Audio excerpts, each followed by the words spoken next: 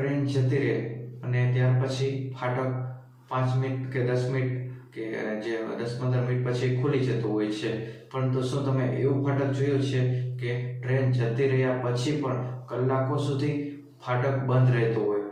તો એવું એક ફાટક હળવદના રણજીતગઢનું ફાટક છે અને જેને લઈને ખેડૂતો વિરોધમાં આવ્યા છે. નમસ્કાર, આપની સાથે હું પાર્થ વેલાણી.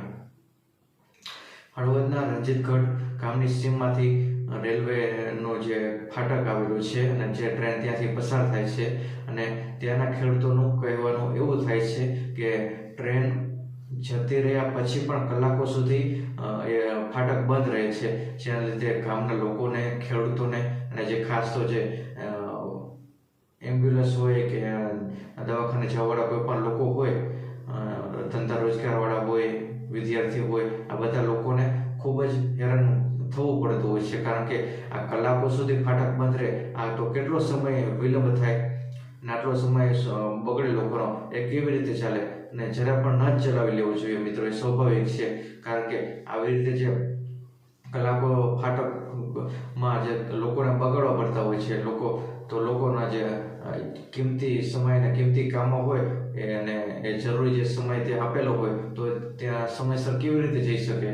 ને ખેડૂતોને એક તો કેટલી બધી તકલીફ હોય અને ટાઈમે જે વાવણી કરવાની હોય અને ક્યાંક તો ભાડે ટ્રેક્ટર લાવીને વાવણી કરવાની હોય, એને જો આમ જવાનું, ઓલી બાજુ જવાનું, તો આ બધી સમસ્યા જે ખેડૂતોને પડી રહી છે.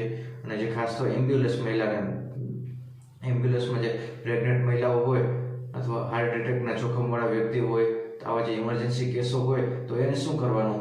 આ બધા લોકોને કેવી તકલીફો પડતી હોય છે. અને એમ્બ્યુલન્સ આવી રીતે જે અહીંયા ઊભી રહી જાય તો કેટલો સમય સુધી જે દર્દી હોય તો એને સહન કરવું પડતું હોય અને કેટલો સમય ત્યાં અહીંયા એમ્બ્યુલન્સને બગાડવો પડતો હોય. તો એ સ્વાભાવિક છે મિત્રો કે આટલી કલાકો સુધી ફાટક બંધ રહે એ ન જ ચાલે અને ચલાવી પણ ન જ લેવું જોઈએ મિત્રો.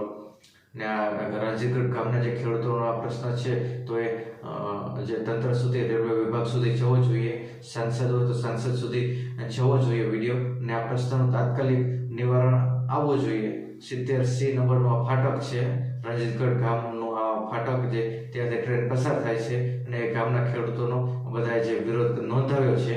અને જો આ પ્રશ્નનું નિરાકરણ નહીં આવે તો આવનારા સમયમાં રેલ રોકો આંદોલન કરવાની ચીમકી પણ આ વિસ્તારના ખેડૂતોએ ઉચ્ચારી છે. આભાર મિત્રો.